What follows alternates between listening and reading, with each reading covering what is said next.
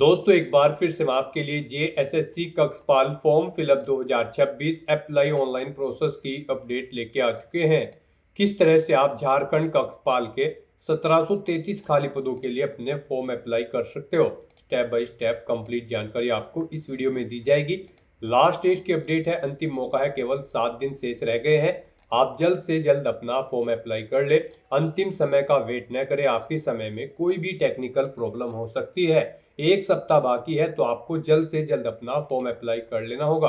अंतिम समय में फॉर्म भरते समय अगर आपके सामने कोई भी टेक्निकल प्रॉब्लम आ रही है तो उसका हल भी आपको इस वीडियो में मिल जाएगा। आखिरी समय में फॉर्म भरते समय आपको कोई भी ऐसी गलती या फिर मिस्टेक नहीं करनी होगी जिसको करने से आपका फॉर्म रिजेक्ट हो सकता है। आवेदन करते समय अंतिम समय में आपको कुछ इंपॉर्टेंट इंस्ट्रक्शंस भी रीड आउट कर लेने होंगे, तभी आपका फॉर्म भी सक्सेसफुली सबमिट हो पाएगा। मोबाइल फोन, टैबलेट या फिर लैपटॉप किसी भी डिवाइस से आप अपना फॉर्म अप्लाई कर सकते हो। सेम तरह से आपका फॉर्म भरा जाएगा, बस लुकिंग इंटरफेस चेंज हो जाएगा। आवेदन करते समय आप किस प्रकार से अपना रजिस्ट्रेशन करोगे, रजिस्ट्रेशन के बाद में आपको कैसे अपना एप्लीकेशन फॉर्म फिल करना होगा, कैसे आपको अपना फीस पेमेंट करना होगा, फोटोग्राफ सिग्नेचर कैसे कितने केबी में आप अपलोड करोगे, रजिस्ट्रेशन से लेकर प्रिंट तक आपको किस तरह से अपना फॉर्म अप्लाई कर लेना होगा। पूरी जानकारी के लिए आपको ये वीडियो शुरू से लेके एंड तक बिना स्किप किए हुए देखनी होगी। इस वीडियो को पूरा देखने पर ही आपके सभी सवाल और डाउट क्लियर होंगे। तो चलिए दोस्तों, बिना कोई वक्त गंवाए शुरू करते हैं जेएसएससी कक्षपाल फॉर्म फिलअप की पूरी जानकारी। फॉर्म भरने से पहले आपको सबसे पहले हमारी वेबसाइट IND सरकारी नौकरी के इस पेज पर विजिट करना होगा, जिसका लिंक आपको नीचे description plus first comment box में मिल जाएगा। और हमारे इस पेज पर विजिट करके आप यहां से जेएसएससी कक्षपाल का फॉर्म अप्लाई कर सकते हो। झारखंड स्टाफ सिलेक्शन कमीशन की ओर से कक्षपाल का नोटिफिकेशन रिलीज कर दिया गया था। 1733 वैकेंसीज निकली हुई है। झारखंड कक्षपाल कॉम्पिटिटिव एग्जामिनेशन के माध्यम से भर्ती होगी। ऑनलाइन आवेदन करने का अंतिम मौका है, लास्ट डेट की अपडेट है, 7 दिन शेष है। 8 फरवरी 2026 तक आप अपना फॉर्म अप्लाई कर सकते हो, केवल एक सप्ताह बाकी रह गया है। फॉर्म में करेक्शन भी आप 10 से 13 फरवरी तक कर सकते हो। 19,900 से 63,200 सैलरी है। 10वीं पास कैंडिडेट अप्लाई कर सकते हैं। 18 से 25, 27, 28, 30 वर्ष अलग अलग कैटेगरी के लिए आयु सीमा रहेगी। 100 रुपये फीस है। SC/ST के लिए 50 है, जो कि आप ऑनलाइन मोड से पेमेंट कर सकते हो। एग्जामिनेशन के आधार पे सिलेक्शन होगा, ऑनलाइन अप्लाई कर सकते हो। झारखंड जॉब लोकेशन है, ऑल इंडिया से ऑनलाइन कर सकते हो। jssc.jharkhand.gov.in इसकी ऑफिशियल वेबसाइट है, जिससे आप फॉर्म अप्लाई कर सकते हो। इंपोर्टेंट लिंक सेक्शन के अंतर्गत ऑफिशियल नोटिफिकेशन PDF लिंक पर क्लिक करके आप इसकी PDF डाउनलोड कर सकते हो। इसमें आपको यहाँ पर आवेदन करने की पूरी प्रक्रिया देखने को मिल जाएगी, फीस पेमेंट की जानकारी और किस विभाग में किस कैटेगरी के लिए कितनी वैकेंसीज निकली हुई है, क्वालिफिकेशन, एज लिमिट की complete information, age relaxation, examination pattern, syllabus आपको डिटेल में यहाँ पर प्रोवाइड करा दिया गया है। तो फॉर्म अप्लाई करने से पहले आपको नोटिफिकेशन की PDF पूरा पढ़ना अनिवार्य है। इसको पूरा पढ़ने से ही आपके सभी सवाल और डाउट क्लियर होंगे।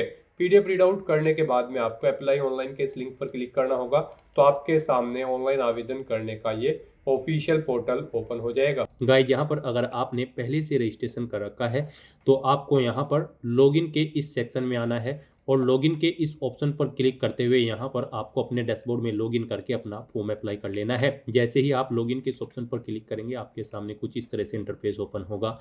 यहाँ पर आने के बाद आपको अपनी लॉगिन ID एंटर करनी है, अपना पासवर्ड आपको एंटर करना है और साइन इन के इस ऑप्शन पर क्लिक करते हुए यहाँ पर आपको अपने डैशबोर्ड में साइन इन करके अपना फॉर्म अप्लाई कर लेना है। और अगर आप इस भर्ती के लिए फर्स्ट टाइम अप्लाई करने जा रहे हो तो सबसे पहले यहाँ पर आपको अपना रजिस्ट्रेशन करना होगा। उसके लिए आपको यहाँ पर रजिस्ट्रेशन के इस सेक्शन में आना है और गाइड यहाँ पर रजिस्ट्रेशन के इस ऑप्शन पर क्लिक करना है। उसके बाद आपके सामने यहाँ पर रजिस्ट्रेशन का फॉर्म ओपन हो जाएगा।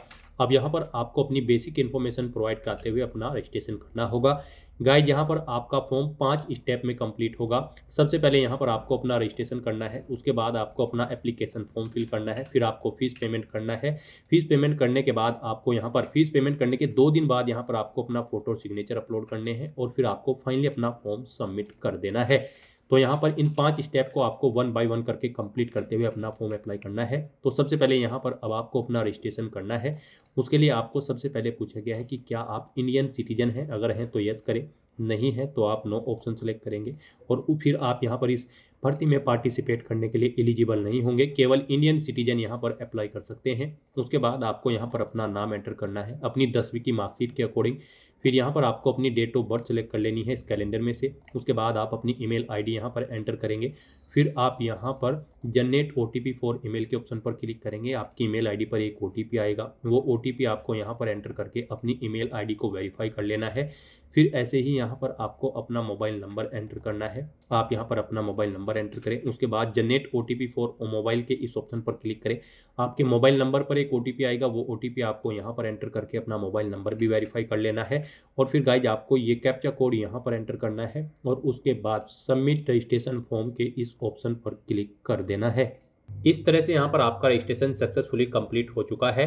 अब आपको यहाँ पर एक लॉगिन आईडी और पासवर्ड प्रोवाइड कर दिए गए हैं। ये लॉगिन आईडी पासवर्ड आपके रजिस्टर्ड मोबाइल नंबर और ईमेल आईडी पर भी सबमिट कर दिए गए होंगे। आपको इन्हें केयरफुली नोट डाउन करके रख लेना है फ्यूचर यूज के लिए। और यहाँ पर अब आपको अपना फॉर्म अप्लाई करने के लिए प्रोसीड के इस ऑप्शन पर क्लिक करना है। नेक्स्ट आपके सामने कुछ इस तरह से इंटरफेस ओपन होगा। यहाँ पर आपका फॉर्म स्टार्ट हो चुका है। कुछ चीज़ें आपको ऑटोमेटिकली फिर मिल जाएगी, जैसे कि आपकी date of birth, email ID, mobile number जो आपने रजिस्ट्रेशन टाइम पे प्रोवाइड कराए थे। बस गाइज यहाँ पर अब आपसे पूछा गया है कि क्या आपका लोकल रेजिडेंट झारखंड स्टेट से है। अगर है तो आप येस करेंगे, नहीं है तो नो ऑप्शन सेलेक्ट करेंगे। अगर आप झारखंड स्टेट से हैं, येस ऑप्शन सेलेक्ट करते हैं तो फिर यहाँ पर आपको अपना डोमिसाइल सर्टिफिकेट नंबर देना है। किस अथॉरिटी ने आपको इशू किया है उसका नाम यहाँ पर देना है, जैसे कि डीएम या फिर सिटी मजिस्ट्रेट या फिर कानूगो या फिर तहसीलदार या फिर पटवारी, उसका नाम यहाँ पर आपको देना है डेजिग्नेशन का। उसके बाद किस डेट को आपको इशू हुआ है वो डेट आपको सिलेक्ट कर लेनी है। फिर यहाँ पर आपको अपना डिस्ट्रिक्ट सिलेक्ट कर लेना है। उसके बाद यहाँ पर आपको अपनी कैटेगरी सिलेक्ट करनी है। यहाँ पर गाइज अगर आप झारखंड स्टेट से नहीं हैं तो फिर आपको यहाँ पर अनरिजर्व कैटेगरी में ट्रीट किया जाएगा। फिर यहाँ पर आपसे पूछा गया कि क्या आप झारखंड स्टेटहुड आंदोलन से संबंधित है। अगर हैं तो यस करें, नहीं तो नो ऑप्शन सेलेक्ट करें। फिर यहाँ पर आपसे पूछा गया कि क्या आप होम गार्ड हैं या फिर ईएक्स सर्विसमैन हैं। ये ऑप्शन केवल झारखंड स्टेट के कैंडिडेट के सामने ही आएंगे। अगर हैं तो आप यस करेंगे, नहीं तो नो ऑप्शन सेलेक्ट करेंगे। उसके बाद आपसे पूछा गया कि क्या आप ऑक्सिलरी पुलिस हैं। अगर हैं तो यस करें और उसकी डिटेल दें, नहीं तो नो ऑप्शन सेलेक्ट करें। फिर आपसे पूछा गया है कि क्या आप स्पोर्ट कोटा के अंतर्गत एलिजिबल हैं। अगर हैं तो यस करेंगे, नहीं तो नो ऑप्शन सेलेक्ट करेंगे। उसके बाद यहाँ पर आपको अपना जेंडर सेलेक्ट करना है। फिर पेपर सेकंड की लैंग्वेज आपको यहाँ पर सेलेक्ट कर लेनी है। इस तरह से अपनी डिटेल प्रोवाइड करने के बाद गाइज फिर आपको यहाँ पर सेव एंड नेक्स्ट के इस ऑप्शन पर क्लिक करना है। फिर आपके सामने कुछ इस तरह से इंटरफेस ओपन होगा। अब यहाँ पर आपको अपने फादर का नाम एंटर करना है या फिर गार्जियन का। उसके बाद आपको अपनी मदर का नाम एंटर करना है। अपना मैरिटल स्टेटस यहाँ पर आपको सिलेक्ट कर लेना है, आप मैरिड हो या फिर अनमैरिड। फिर आपको अपना आधार नंबर यहाँ पर एंटर करना है। फिर आपकी बॉडी पर कोई कट या तिल का निशान है तो उस पैलेस का नाम यहाँ पर आपको एंटर करना है। 2 पैलेस के नाम यहाँ पर देने होंगे, नहीं है तो आप नो मार्क एंटर कर सकते हैं। इस तरह से अपनी डिटेल प्रोवाइड करने के बाद फिर आपको सेव एंड नेक्स्ट के इस ऑप्शन पर क्लिक करना है। नेक्स्ट यहाँ पर आपको अपने एड्रेस की डिटेल देनी है। यहाँ पर आपको पहले अपना परमानेंट एड्रेस एंटर करना है। यहाँ पर आप अपना परमानेंट एड्रेस एंटर करें। उसके बाद यहाँ पर आपको अपना कोरोस्पोंडेंस एड्रेस एंटर करना है। और अगर आपका कोरोस्पोंडेंस एड्रेस आपके परमानेंट एड्रेस के अकॉर्डिंग सेम है तो आप सेम एज परमानेंट एड्रेस में इस चेकबॉक्स को ओके कर दें। ऑटोमेटिकली आपका कोरोस्पोंडेंस एड्रेस आपके परमानेंट एड्रेस के अकॉर्डिंग यहाँ पर फिल हो जाएगा। इस तरह से अपने एड्रेस की डिटेल फिल करने के बाद फिर आपको सेव एंड नेक्स्ट के इस ऑप्शन पर क्लिक करना है। नेक्स्ट यहाँ पर आपको अपनी एजुकेशनल क्वालिफिकेशन की डिटेल प्रोवाइड करनी है। गाइज यहाँ पर झारखंड कक्षपाल की इस भर्ती में पार्टिसिपेट करने के लिए आपका 10वीं क्लास पास आउट होना जरूरी है या फिर इसके इक्विवेलेंट क्वालिफिकेशन आपकी होनी चाहिए किसी वेल रिकॉग्नाइज्ड बोर्ड या फिर स्कूल से। तो यहाँ पर अब आपको अपनी 10वीं क्लास की डिटेल देनी है। यहाँ पर आपको ईयर सेलेक्ट करना है, किस ईयर में आपने अपनी 10वीं क्लास पास आउट की है। बोर्ड का नाम देना है या फिर यूनिवर्सिटी या इंस्टीट्यूट का जिससे आपने अपनी 10वीं क्लास पास आउट की है। मैक्सिमम मार्क्स यहाँ पर आपको देने हैं। फिर उनमें से कितने मार्क्स आपने ऑब्टेन किए हैं वो यहाँ पर आपको एंटर करने हैं। फिर इनके अकॉर्डिंग आपकी परसेंटेज कैलकुलेट करके आपको यहाँ पर शो कर दी जाएगी। फिर आपको अपनी 10वीं क्लास के सर्टिफिकेट का नंबर यहाँ पर एंटर करना है। इस तरह से अपनी क्वालिफिकेशन की डिटेल यहाँ पर फिल करने के बाद फिर आपको सेव एंड नेक्स्ट के इस ऑप्शन पर क्लिक करना है। नेक्स्ट यहाँ पर आपको आपके एप्लीकेशन फॉर्म का पूरा प्रीव्यू शो कर दिया गया है। आपको सभी डिटेल्स केयरफुली चेकआउट करनी है। इस पेज को नीचे स्क्रॉल डाउन करना है, डिक्लेरेशन सेक्शन में आना है। यहाँ पर आपको इस चेकबॉक्स को ओके करना है। गाइड यहाँ पर अगर कोई मिस्टेक है तो फिर यहाँ पर आप बैक बटन पर क्लिक करके या फिर मॉडिफाई के ऑप्शन पर क्लिक करके एडिट कर सकते हो। और अगर सभी चीज़ें ओके हैं तो बस यहाँ पर अब आपको दूसरे स्टेप के लिए आगे बढ़ना है। आपको अपना फीस पेमेंट करना है। उसके लिए अब आपको यहाँ पर प्रोसीड टू पेमेंट के इस ऑप्शन पर क्लिक करना है।